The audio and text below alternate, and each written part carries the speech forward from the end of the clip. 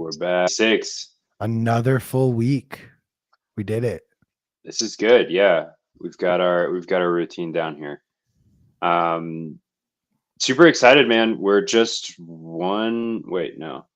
or 11 days away from Nostrasia. So Nostra's kind of buzzing. Everyone's getting ready to head over to Japan. I myself will be headed over there on Monday or Tuesday, something like that. So the regular programming of the show might be a little disrupted next week, but we'll continue to release clips and shorts and stuff like that on YouTube and across platforms. And hopefully, if Zap.stream has direct video upload soon, we can start putting our clips there too, because they're pretty fun. Yeah, be sure to check out our YouTube channel. Be sure if you're not already, subscribe either to the YouTube, to our Twitter account, wherever you're watching. Stay up to date because we got a lot of fun stuff coming out, especially once Alex is gone and I'm fully in charge. Oh man, just you wait. We got a little bit of news that we're going to cover. We might have a friend hop on in, a new friend for those who've never watched us before, or a returning friend for those who are familiar with Alex and myself. Oh yeah, yeah. If you guys haven't met Nolan, you're in for a treat. This will be fun. He should be joining us in 10 to 15 here. So in the meantime, I think the theme of the show today is money laundering, surveillance. You've got the U.S. hinting that they may crack down on crypto mixers over money laundering risks. My question is, what does money laundering mean? Because it's a very moving goalpost of definitions that suit the state and disproportionately affect kind of the freedom of regular users. It used to be that it meant kind of obfuscating the source of ill-gotten or illegal gains, but now it seems to be any amount of money that doesn't have your birth certificate basically tied to it. Like using non-KYC fungible cash becomes harder and harder. So maybe we could dive into what specifically is going on here. Yeah, so there are reports coming out most recently. I think it was this morning or late last night from the Wall Street Journal, but yesterday there was a story breaking through Bitcoin Twitter and crypto Twitter at large. The U.S. government is specifically, I believe it's the Treasury. I should probably have pulled this story up before I start talking about it, but I digress. So, long story short, it looks like the U.S. government is going to start targeting crypto mixers over money department, specifically the U.S. Treasury. Now, look, there are a lot of questions over the legitimacy, if they actually can do this. What legal grounds do they have to try to push this forward? And of course, everyone's favorite act, the Patriot Act, the pro-America, pro-freedom act that took more freedoms away from citizens than it gave back to those very citizens it was meant to protect. Under the Patriot Act, in times of war, the U.S. government can pass certain types of legislation that it deems necessary to combat war efforts. And unfortunately, we find ourselves in a position where somehow we're in a proxy war that we didn't the sign use up of a for. crypto mixer the use of a crypto mixer has somehow become an act of treason and war. But last I checked, U.S. troops are not fighting anywhere. But we have moved the goalposts so much over the course of the last 20 years that to just say we are in an act of war, it extends beyond, U.S. troops Right. physically being in a battle. This has been the greatest innovation, this like emergency sanctions. Let's usher laws through and grab power in times of war, in times of cyber emergency, in times of pandemic, whatever it may be. I think the reason, I mean, people's ears might be kind of bleeding here. We've got crypto on the thumbnail, but guys, free speech and privacy is not just for me and you, it's for everybody. I mean, I support the right of even the shittiest kind of crypto scammers to also quote launder money, and by that I just mean mix their funds and have privacy in transactions. I think that's necessary. I I think it's only a human right insofar as we can defend it, but I think it's important for people to have. I don't think the state has any business. If I make, if I decide to pay out Q one day for doing the show, all the zaps you guys have sent me, that's none of the government's business. Okay, that I guess technically in that case, they'd want us to get a nice W-2. You'd become an employee. We'd have to pay taxes. There's all kinds So of crazy so implications. But for your small average day-to-day amounts, it's like why are they interfering with your cash transactions? I think it's a little bit more straightforward. Um, and it in my opinion actually has nothing to do with, oh, you sold drugs or you did this illegally. It actually has nothing to do. You know the story of Al Capone, right? Generally. Like, you know how he got in trouble, right? What No, how did he get caught? I don't He remember. got caught by the IRS and they got him on tax evasion. They didn't get him on Right. bootlegging. They didn't get him on selling guns, murder. It Got wasn't it. any of Got it. that stuff. It was literally because he didn't pay taxes. So the logic that has long been presented to criminals in the criminal underworld, and I say this not as a criminal who worked in this space, just from movies. Um, it very much comes down to like, if you pay your taxes, Uncle Sam won't care. And that's really what this comes down to. Uncle Sam just wants its cut. It's the But the biggest, baddest gangster in the world, and it wants its 30% to potentially 75% protection dude, yeah, fee. I don't know about you, but it's way more than 30, and it's like it never ends. It's to the point where people can't make ends meet. I mean, they can't live their life, and it's unnecessary when they're simultaneously going to debase everyone's currency. They have no need to collect these taxes. They don't collect tax. They don't have zero based accounting on this. Like, they're not collecting your taxes and then using that as a budget to fund these wars. No, they're printing whatever they need to do whatever they want. It's insane. Um, Like, pick and choose. You can either collect taxes on your citizens or you can inflate the money, but you can't have both. well, they have to have both for a semblance of power, because if the state didn't collect taxes, they wouldn't be involved in my life really at all. Like, at what point would you ever, come into contact with them? Yeah, It's but it's don't forget it's that the the way federal they apply micro controls and kind of turn up the temperature or turn it down depending on just how well behaved their citizens are. as a reminder, federal income tax is only about 110 years old. So that's not even like as old as the United States of America. So we got along just fine for a while without Well, federal but the income tax. concept of these taxes is thousands of years old.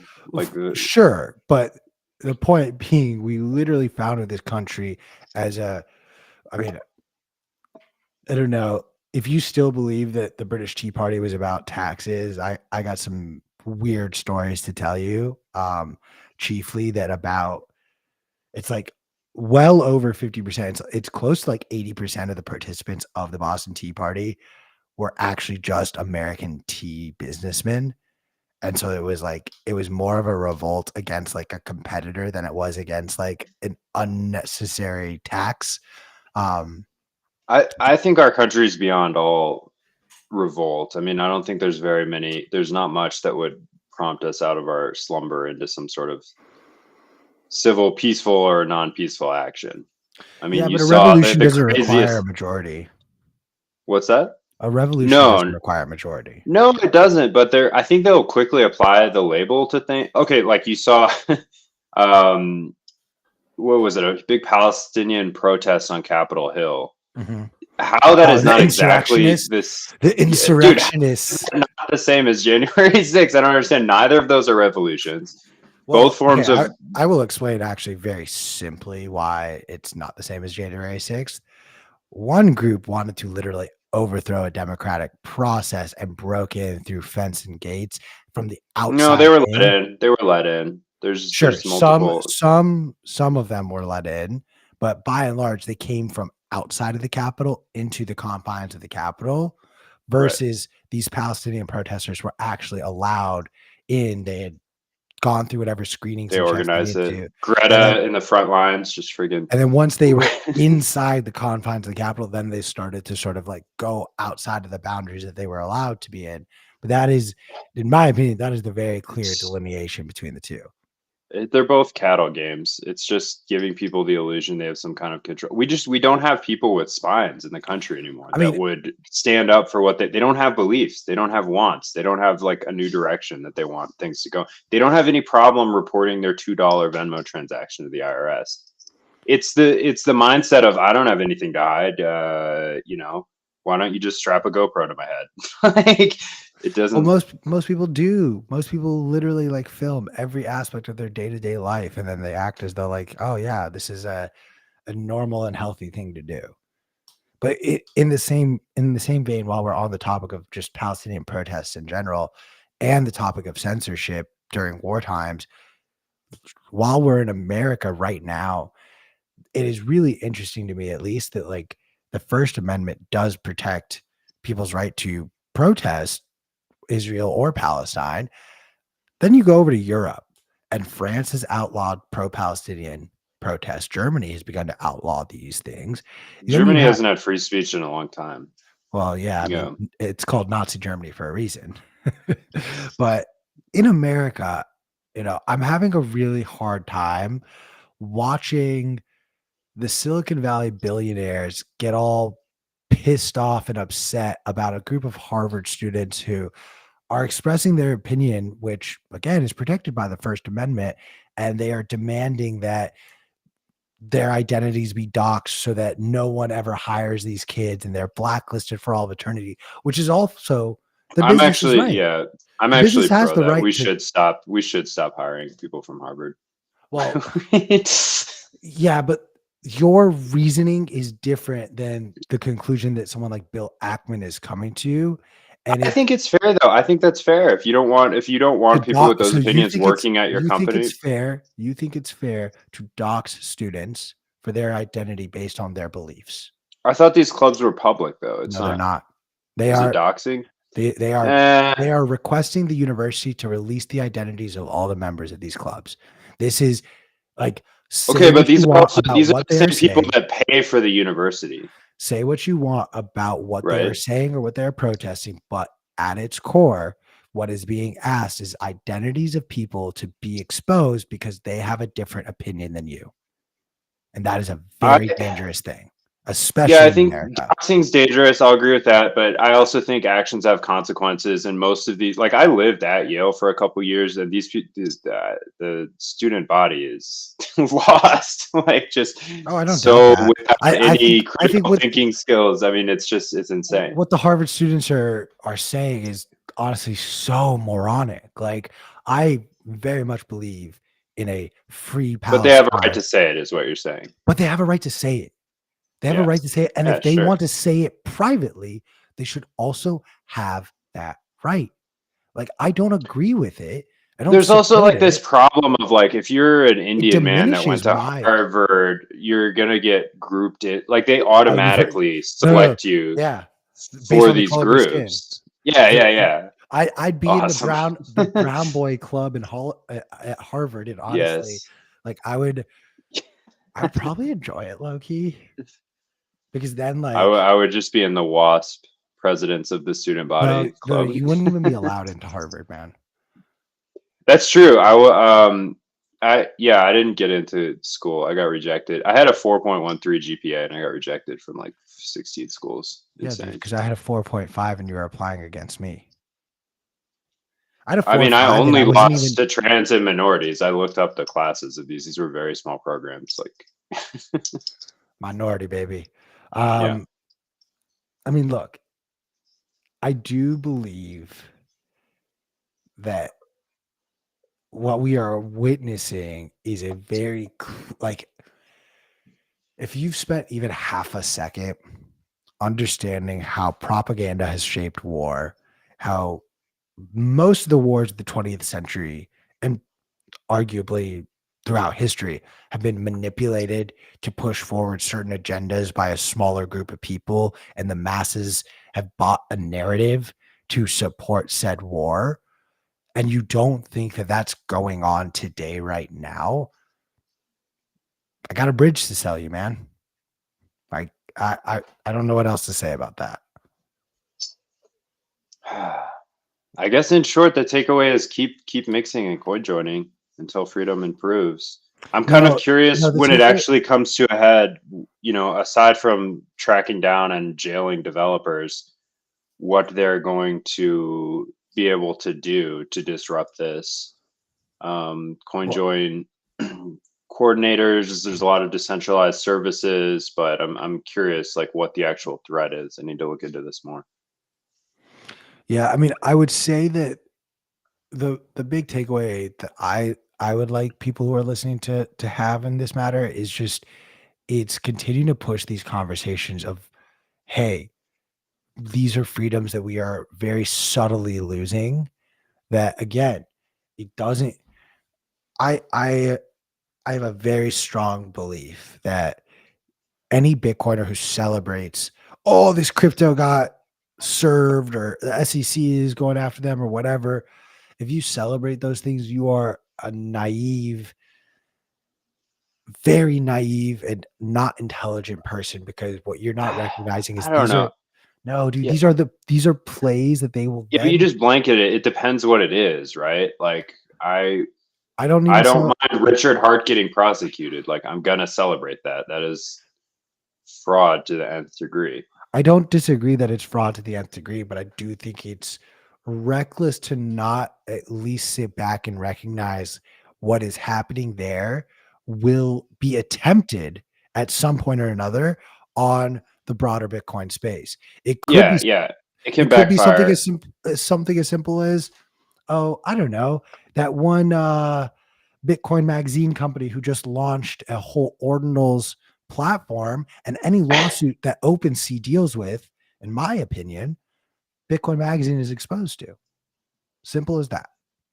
Yeah, I think I would frame it another way, which is that kind of cheering for the prosecution of crypto companies and even people in the space is inherently statist. It's a really weird part of Bitcoin maximalism where we often cheer for things when they look like they'll be in favor of kind of a price pump.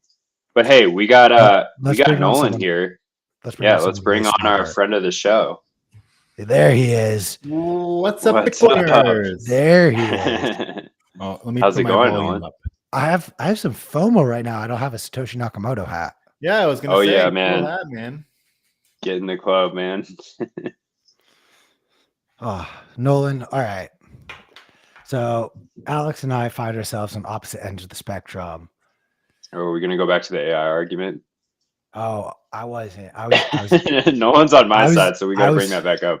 I was about to I was trying to figure out how to respectfully frame you as a pro status, pro warmongering. What? Why? Why do I get that label? All I know is McShane has somehow become more statist ever since he stopped working with me. So I think there's a direct correlation to the amount that we work together and how pro state you become. Could This be. is What's my state affiliation here? No. Where am I was I? talking about McShane. Nolan, you are pure as what's mine. nice. No, you've become statist. McShane has become I don't, statist. Nolan I is don't still know as about pure that. as I don't. black. I Yeah, don't see this it. is I don't news see to it. me, man. I don't see it, Q. Yeah. All right. Let's no. Essentially, we've been talking about the announcement that the Treasury Department is potentially going after crypto mixers at large. Yeah, I saw that news. Yeah. And in a conversation that I had with Jason Brett, he essentially made me aware that, hey, this doesn't need to go through the normal legal channels because they're pushing this through under the guise of wartime necessity and the Patriot Act. They are going to have the right to just push this through without proper legal channels. Um, I think we all, or at least Alex and I, are in agreement that this is a very dangerous thing for Bitcoin at large. But I'd love your thoughts on this as it goes towards government overreach and just the wartime propaganda being pushed forward. Because last I checked, U.S. soldiers are not Yeah. actually fighting. I mean, I think it's one of the lessons I took from COVID in the early days was I wouldn't get mad, and that I also removed myself from any spell of having to follow any rules, let's say. Like I thought immediately it was sort of my job to scam back, like falsifying tests, all that stuff, all the ID nonsense. So it was like, okay, I don't owe them anything. I'm not under their spell. And that's something that sort of continued throughout and after COVID. So we're not in an environment where these people there's no legitimacy anymore, even to the point of financial regulation. Like there was a time at which I was like, okay, maybe SEC and we're going to all learn together and it's going to be great. But watching the actual corruption live and in 4K HD, like we've seen, there is no mandate anymore. Whenever I hear Jerome Powell, for example, say things like, there's no worry about de-dollarization as long as America remains rules-based, rule of law and all that. I see a hostage. I see someone who's like got a legal mind who can't really say what they think, but is coming right out and saying what we all believe now, that this is an illegitimate government and a system that's on its last legs. So, it doesn't surprise me. It's like, get used to it. We're never going to get treated right. We're going to be hunted. Forget about this. Like, it's going to be so easy to just associate Bitcoiners with Hamas or Russia, or Putin, or, like it's all that stuff. So that's kind of what I wonder about. It's like, at what point do they turn up kind of these farcical kind of clown show regulations? They can't possibly enforce them broadly, which is kind of fun. But I do think Bitcoiners will be but you say that as though they're not going to try to enforce them. They will, but I just think that our attitudes and opinions and history of kind of fighting back at these things will make us stick out. You know what I mean? There's a point where it's like it's going to be tough times for Bitcoiners in the United States. I don't know where we'll see. They can go to insulate themselves. Yeah, but state capacity, I think, is what the question comes down to. And I think the United States is not looking at what's going on with the rest of the world, who looks like they're serious about basically, how would you put it, decoupling with America. Right? Like that's what's happening right now. Oh, absolutely. We're experiencing the greatest bond failure in American history, as Turdemeester tweeted out today. A whole thread that I read on my show earlier. You've got China looking like it's divesting of almost any connection. I don't think this is done out of like, oh, we hate America, it's our turn. I think it's just like, shit, like we can't let this good deal continue. 1 second. Yeah, I think we'll find ourselves increasingly like politically ostracized from the quote unquote international community. Yeah, like they've got their own trouble, so I don't think much is going to work out for them. Right? But this is at least like, why beyond all their own problems do they also have to deal with American psychological manipulation and involving themselves in our own domestic psyop activities, which is what's happening, right? Like Russia got bound up to the Trump thing. Like they don't want to be involved in that shit, right? And here they are, like front and center. They haven't stopped being involved in collateral damage around psyops run against Donald Trump. So, so one thing that worries me is that I don't know, the halvening coming up, the ETF approval. If we do get some runaway price action, it's going to be a lot harder and kind of discouraging to the average American to stack. I mean, they still benefit from all the virtues of Bitcoin, even the price appreciation, but the scale might not be enough to push them into this totally like sovereign, I'm going to play jurisdictional arbitrage, I'm willing to walk away from this country level. Yeah, we're in the part of the game now when the rich people join sides based on Bitcoin and the other thing. So you're going to see it with energy companies, and you're going to see it with the likes of BlackRock. Like they just want to make a buck, right? Part of the game theory was always that they would push, right, drawn in. They can just collect fees all the way up. This thing was never going to be just plebs hodling until we had like democratic numbers or something like that. There was which had to break at a different level. Right. So what does life look like for those kind of left behind? Because I mean, you could think about it as like basically a percentage of their net worth and their actions are going to be captured, which is going to influence their behavior a lot. Um, if they're only holding tiny amounts of Bitcoin, non-mixed, KYC, probably kept on a platform. I mean, it's just feels very far from this sort of somewhat libertarian, self-sovereign ideal that we've kind of put in our collective imagination. I mean, there's still going to be a network of Bitcoiners, like we see in the comments about Citadel building. I still believe the number one industry, like as bleak as things look, one of the things that I think Bitcoiners have as a blind spot, and I've said it a few times, is it's infinity over 21 million. There still is a world of abundance that we can create. Now the potential for that is starting to get limited, right? Like things are looking like there is a downside that's a lot darker. But I'm encouraged. Look at Saudi Arabia, right? If everything here in the Middle East turns into Saudi Arabia actually gets nuclear energy, there's a way that the whole thing in Gaza works out where it is Saudi that becomes stewards of the community services in that part of the world because they've become a nuclear energy power. America has been unwilling to share a lot of nuclear power with that part of the world for whatever reason, right? We understand the reasons. They don't want nuclear proliferation and things like that. But I think it's going to happen anyway. There's no way to stop it now. And once you start seeing like the Nome, that line city, whether that works or not, who knows?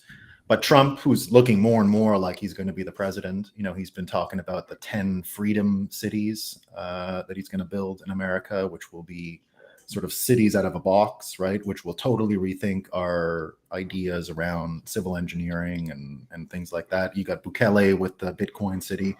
This is the sleeper business that no one sees coming that is actually going to dominate the economy in the 2030s. It's going to be tax-free jurisdictions, just brand new special cities, autonomous zones. Yeah. Well, I mean, city state-ish type stuff, like just a rethinking. Like I used to think we would rebuild New York City. I'm not sure we will anymore. I think we're also going to see this. I mean, it probably won't affect anything on too large of a scale, but I am seeing just anecdotally more and more people build citadels of communities of Bitcoiners. They're getting together in small groups and they're starting entire towns all over the world. It's insane. I think that's going to continue. I think it's going to scale too in a crazy way. So when you're talking about this thing about Bitcoiners, like one way to imagine it, when you say it's a bleak life if you don't have a lot or whatever, you can imagine that the Bitcoin liquidity within a city might have a lot to do with the attractiveness and interest people have in that city. It's the whole. That's a good point. The collective hodl. So you're going to see that. I predicted that in my science fiction story, Satoshi Wedding Murders. That's what a Satoshi wedding basically is these huge hodling families that would join fortunes, thereby increasing the overall. It's like the Yap stones. It's like they're transferring. Yeah. So all these people sort of come together and in the same way that royalty in the democratic or public world held laws and confidence for people, there is in this future state Bitcoiners who keep liquidity, because in a time for Bitcoin market, it doesn't mean that everyone is. It doesn't mean you can still have infinite amount of things built, right? You still have this sort of time spent on things, and you could have a really simple marketplace. Well, I mean, that seems a very optimistic vision, exciting, because there's not a lot of cohesiveness. Like the United States is so large, and so that it's like many small countries of people, so diverse in its opinions. It's just you don't feel that community. Let me read. Someone's been showing this map around, and I want to read it to you guys. Oh yeah, it was going around Twitter this morning, or X, and it's the map if you wanted to invade America, like what you would name every zone. Oh yes, I've seen this. So New England is people who wear shorts in winter. Yep. And it's New York City, gangs. The Cowboys in Texas. Yeah, then Dixie is backwoods people who still know the old ways. Not going there either. Then you got rednecks, swamp hunters, Florida man contractors, Joe Exotic. impossible corn maze full of armed farmers. That's your old Iowa. That's hilarious. Impossible corn maze The full of armed farmers. the Alaska one That's also is my awesome. favorite. Even the liberals have guns. Yeah. There's only one part. It's Oregon and Northern California. We're like, well, this part wouldn't be that tough. This is walking. SoCal. Red flag. You've basically conquered California. But it's true. Just hang on though. No. You can't conquer all of California because SoCal, it's all gangs. So you can have Northern SoCal's all California. gangs. You're dead meat there. That's You can't come to no-go SoCal. zone. You can't. You couldn't walk a block in my hood. No. You're dead. In your hood. In my hood. Well, Q, in your hood. Yeah. So, but if I could get the password for the gate, I would probably be able to walk a block in your hood. So the thing is, in the United States, it's still what Abraham Lincoln said. Like the whole world of geopolitics is still just a sport to North America because of this reality, right? Oh. No one will ever take a free breath from the Mississippi, a free drink from the Mississippi River in their life. It's not going to, unless they're American, right? There will be no foreign person drinking freely from the Mississippi River without fear of getting killed and attacked and whatever. So we're dying of some. Yeah. Like it's you know, now we've got a challenge ahead of us. We have to be deprogrammed from being consumer culture in some ways, right? Like that was always the game. The game very tacitly, very explicitly, I mean, was that the military industrial complex, the fiat infrastructure, would be supported by a brainwashing mechanism. And they came together. We were brainwashed into being consumers at the end of the Second World War in order to maintain battle readiness, so that you could take the commercial industrial machine and pivot it to war if you needed. So they set this thing, going. But then the finances ended up giving us the worst of both worlds because we didn't keep the manufacturing base. The money came into question. And right, we still have the capacity for all this debt and that mindset, but we don't build anything. Yeah. So we got the worst of both worlds. So this is better for us. I think what the rest of the world is sort of betting on is that we'll suffer from our withdrawal from this thing, and I think that's true. I think that the more, like you're seeing it with the Middle East thing right now, people are sort of doubling down on their brainwashing. They're like, no, I can be crazier. Like, because it's hard to acknowledge after all this time how heavy the brainwashing is.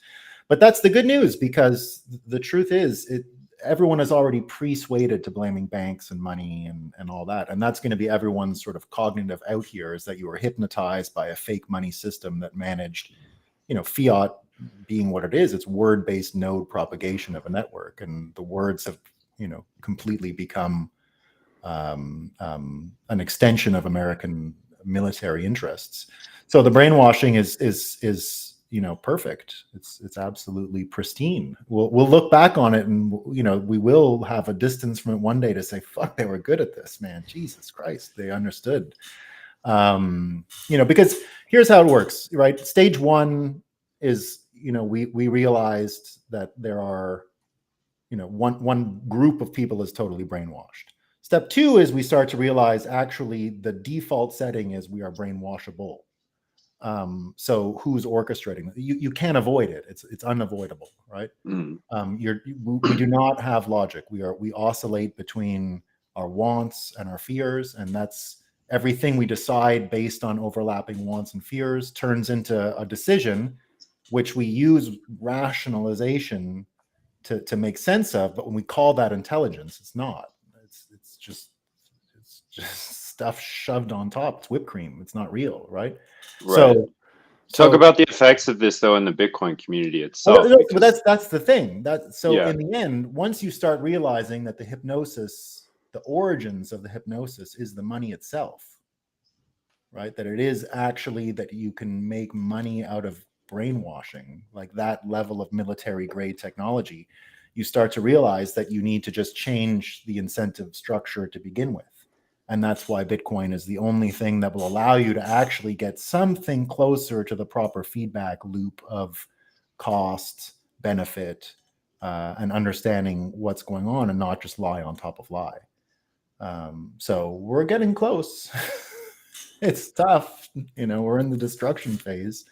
So I want to lies are increasing, right? real quick, because we rarely ever get questions from the actual chat, but we actually literally got a question. It has nothing to do with necessarily with Bitcoin, but we've talked enough about this that I don't care anymore.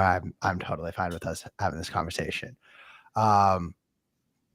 Israel Palestine, we're gonna do it. We're gonna have three Americans are gonna have this discussion right now. To AU 106's point, it really feels to me like there is a psyop of information that is coming through. And it's like the oldest playbook in wartime history. And I don't know. I feel like the three of us have spent enough time, not enough, but we spent some time looking at history and the way propaganda, especially not just in recent history, but deeper history, older wars that predate World War I even, and the way propaganda was used to sort of dictate mass opinion to justify what's going on.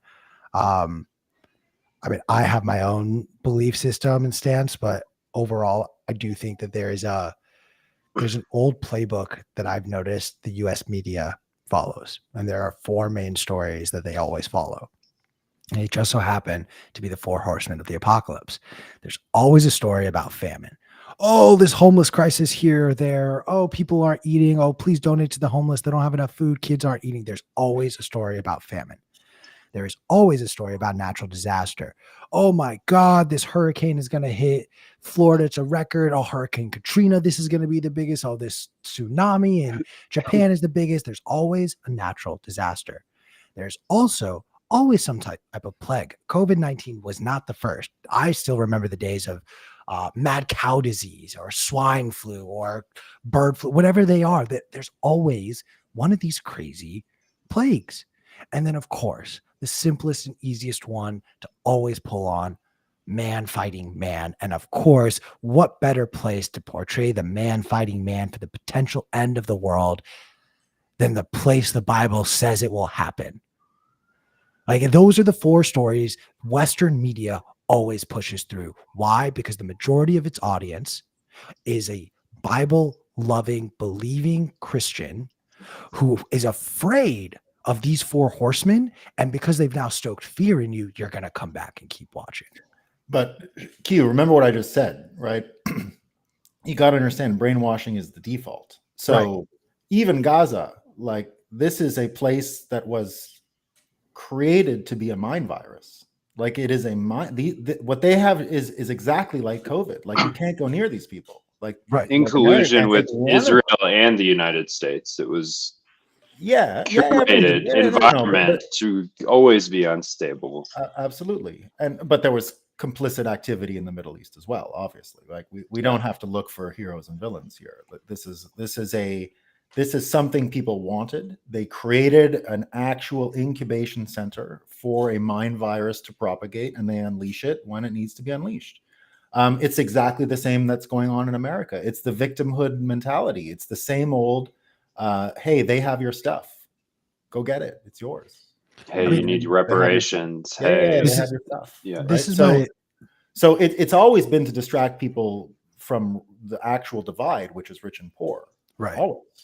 Like always. Right. The news has been fake since that. Since, as we see someone in the comments here, Bitcoin will finally end World War I. Indeed. Since then.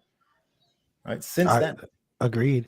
I'm curious. Like, I spent a lot of time like going down this specific rabbit hole over this past weekend of, Islam, Judaism, and Christianity as a whole are all three of those religions make up well over 50% of the global population.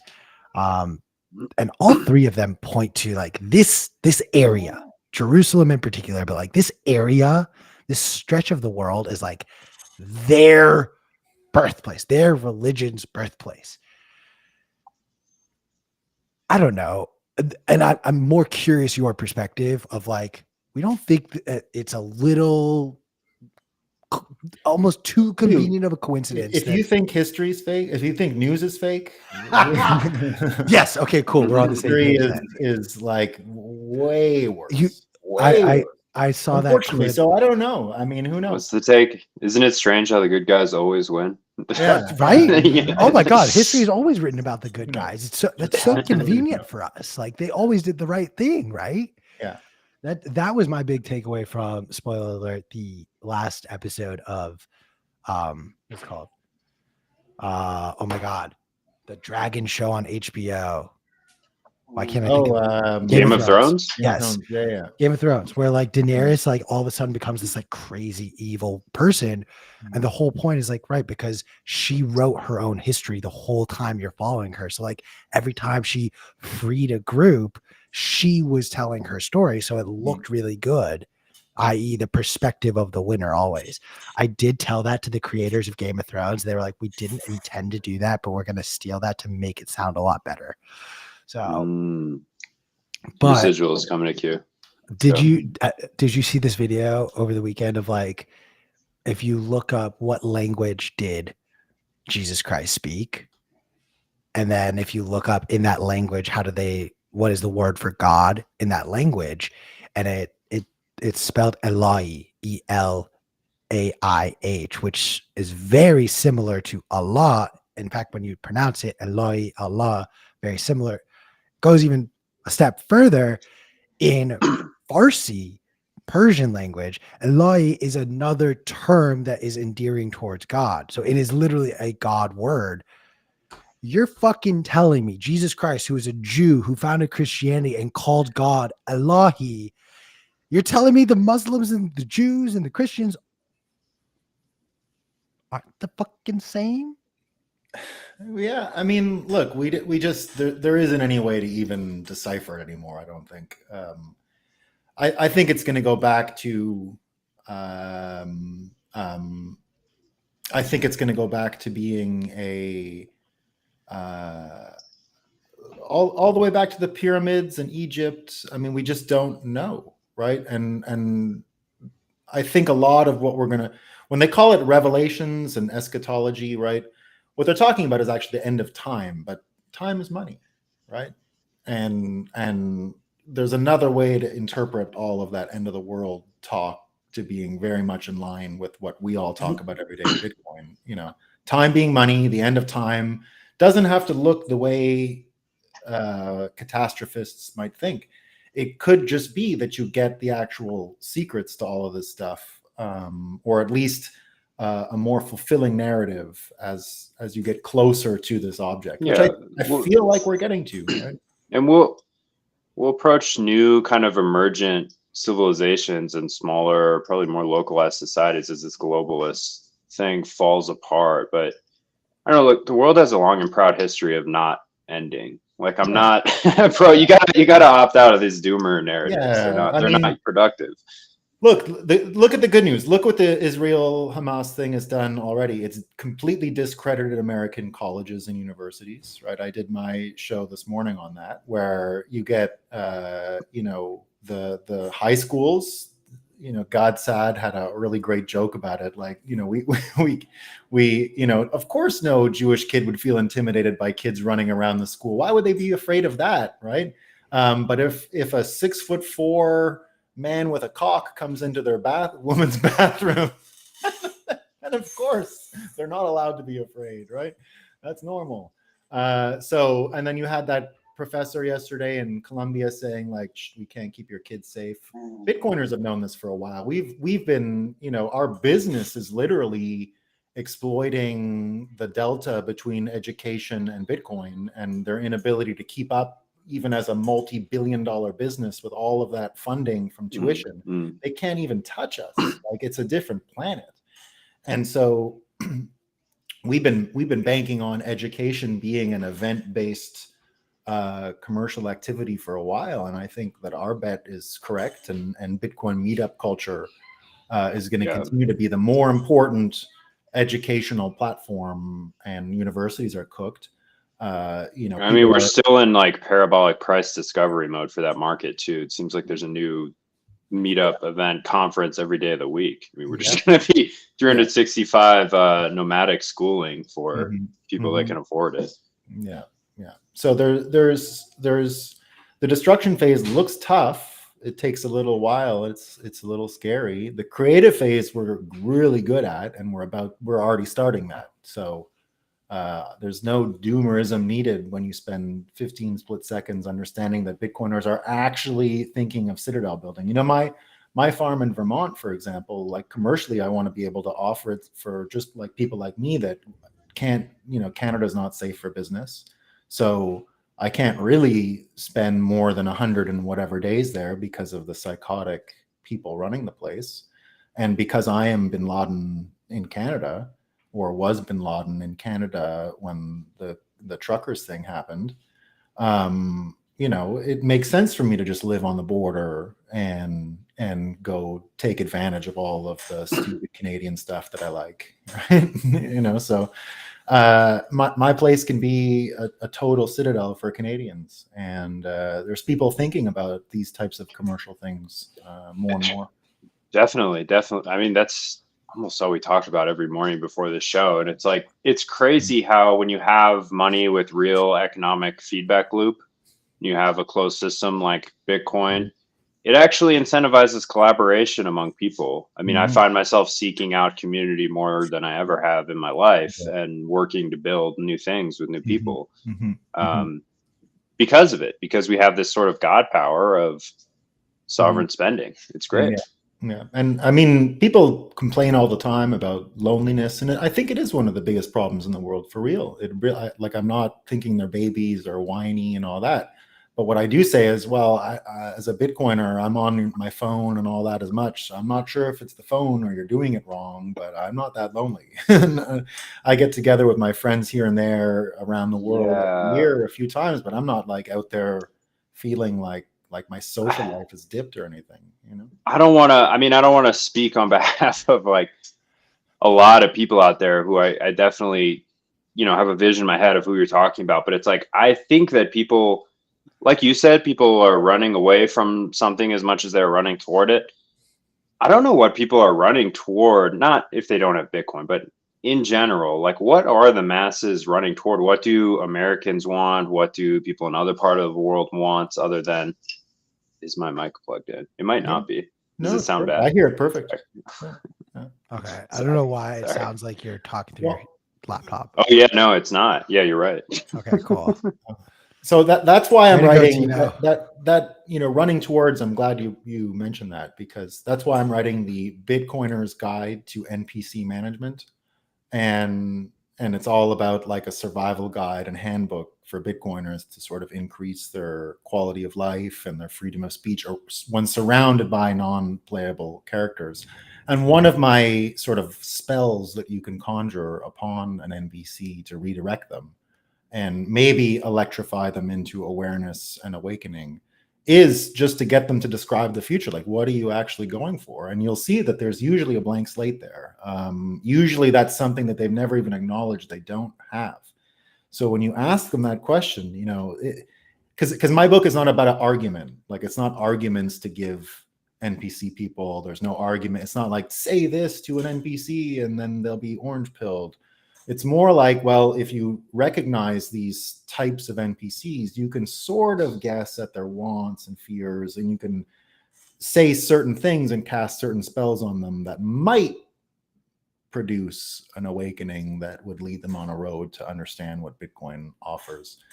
But one of the ones I use, I think your mic is still off. One of the ones I do use is specifically that, is I, you know, get certain people to just describe the future, and when they can't, they're like, oh, and then you can just fill the vacuum with Bitcoin stuff, you know, and they'll go, oh,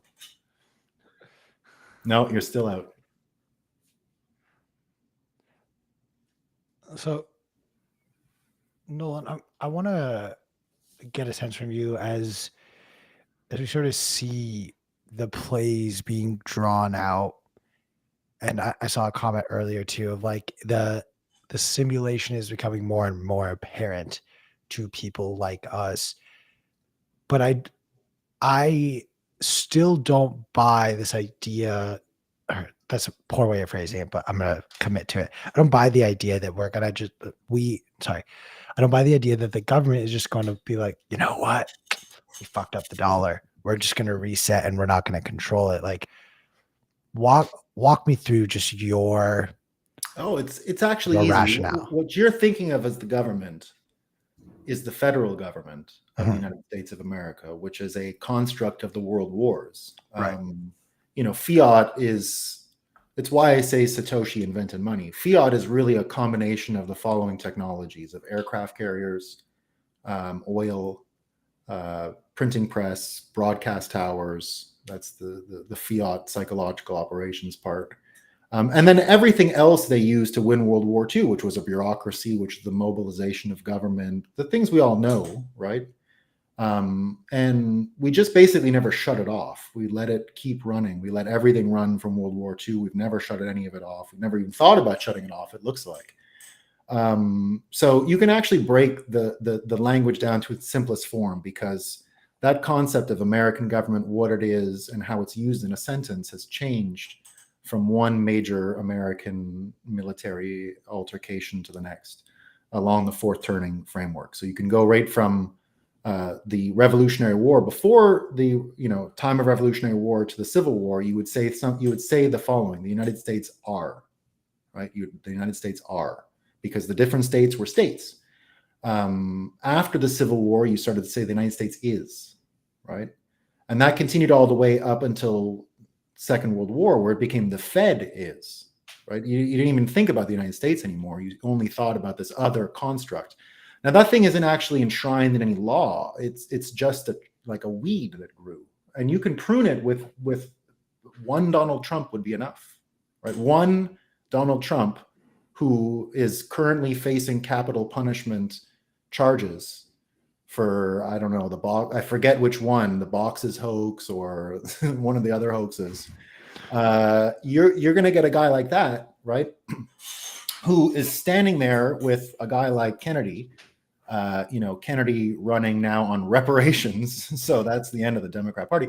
Kennedy actually is deciding who the president of the United States is. Whatever his decision is to stay in the race or get out of the race is literally. So only one person is deciding. I want your take though. Okay, so there's only one person deciding the next president, right? And it's Robert F. Kennedy. He decides. If he can't win outright, he decides who the president is. Because if he drops in or out, whatever combination of Newsom or Trump is benefits the way he wants.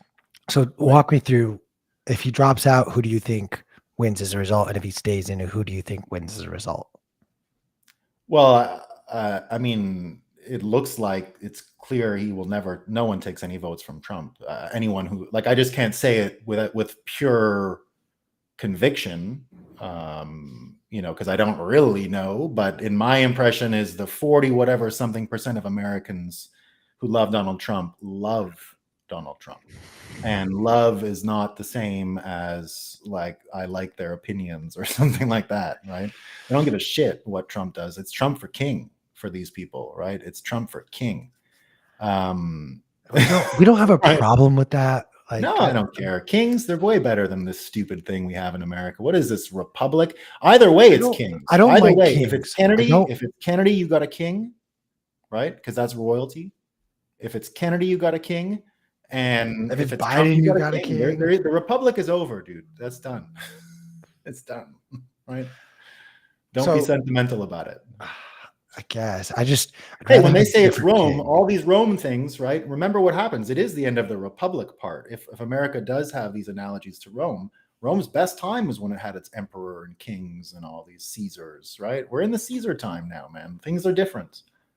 We destroyed. Now, I think that the local governments are going to grow up in the meantime, right? But Trump goes in, and if the deal is, Kennedy decides. So what your question was, which scenario, whatever it is, he decides, right? So I think no matter what, he can make Trump president, which I think he's going to do. And the deal for him is he gets his daddy's old job, which is the attorney general. And that's the only way you can actually drop criminals from space and do a Nuremberg 2, is if you have a bipartisan space dropping committee of royalty, like Kennedy, saying, Fauci, you're going to take a ride up in one of Elon's rockets, and there's going to be amazing betting markets on where you land, but Tom Cruise is going to host after what the pharmaceutical industry did to Tom Cruise. So he's going to do the Mission Impossible Halo jump hosting.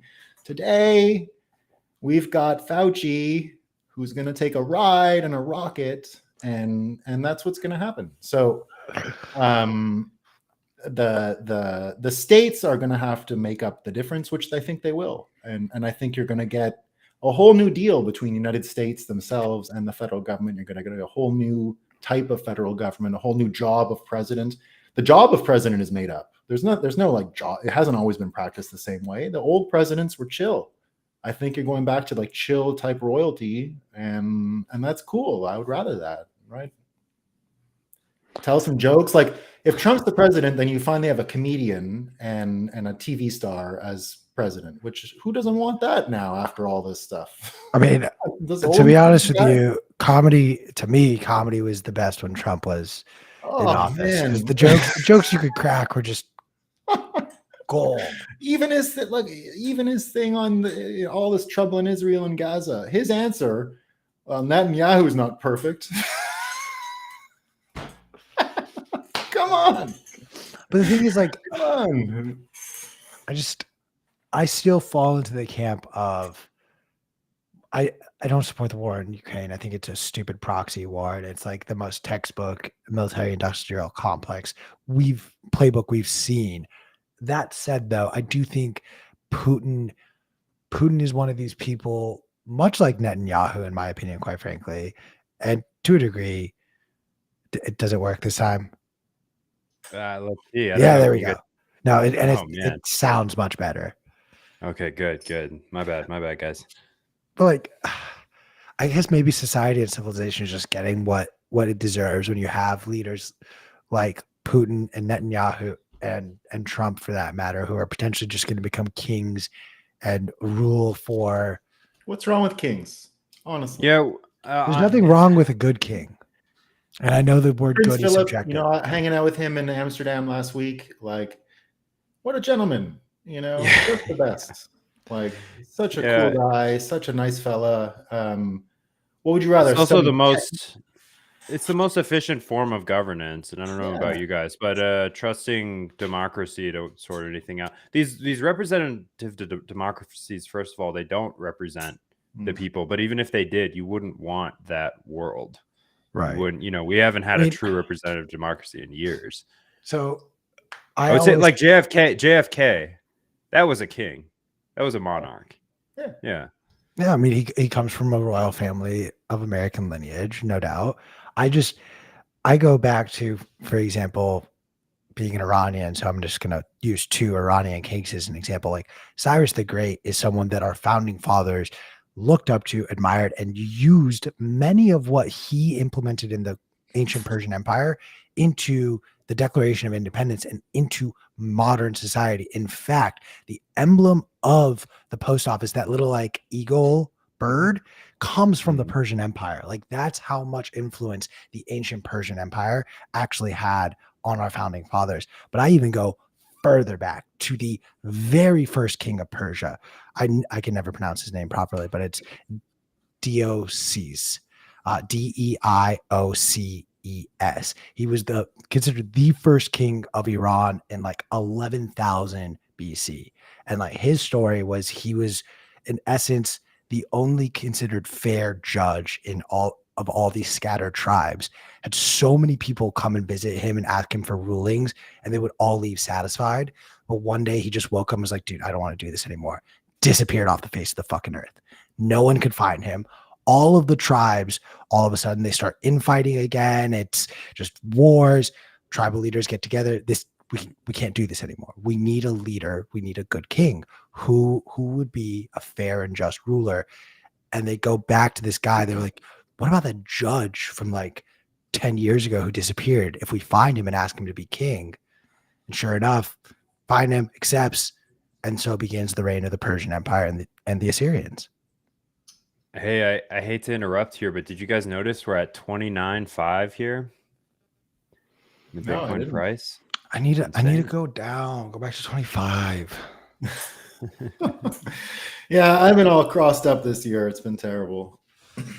Yeah, loving it. Well, that's interesting. If we cross over 30 here soon, that's kind of a psychological hurdle for the No community. That I thought we crossed 30 earlier this morning.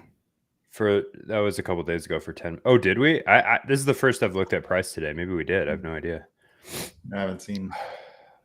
Get my Ellen Markets notifications going off right now. All right. So to wrap it, do we have any questions that are related we can knock this out with? Nolan, what's your definition of yes. what's your definition of money laundering? This is kind of a important one we've been My discussing before. definition, going back to your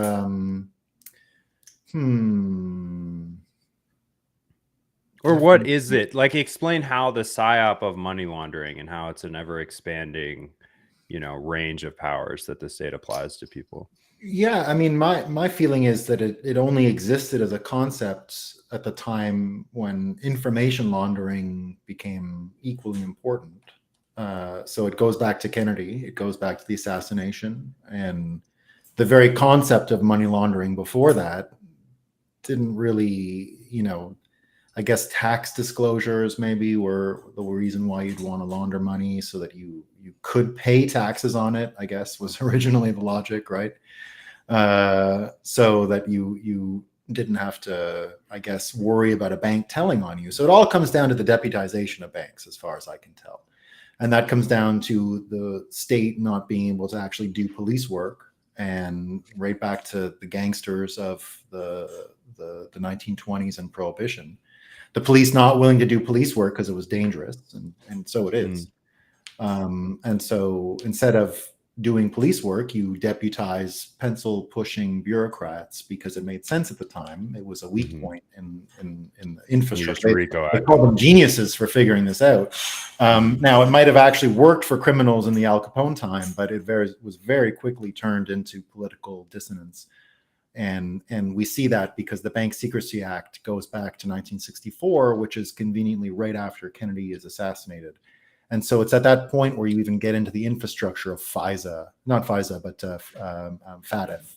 All this stuff comes about after the assassination of John F. Kennedy, right at the time the Vietnam War is starting, where the same fiat brainwashers that we've been talking about this whole show were questioning, or at least worried about, why there was anti-war sentiment, and as well as people talking about Kennedy and the assassination. So immediately they went into the banking system and they created SWIFT. SWIFT comes from that era too, right? Putting notes with the money so that there was... Which decade does SWIFT come from? 60s, yeah, 64 to 65. SWIFT comes fully operational, I think, by 67, 68 time period, but it's in relation again to the Kennedy assassination. So all of this money laundering as a concept, it doesn't exist before that. Before that, money laundering is just trading money. It's just transactions. But it's crazy, the incentives to keep us on this 60, 70-year-old infrastructure.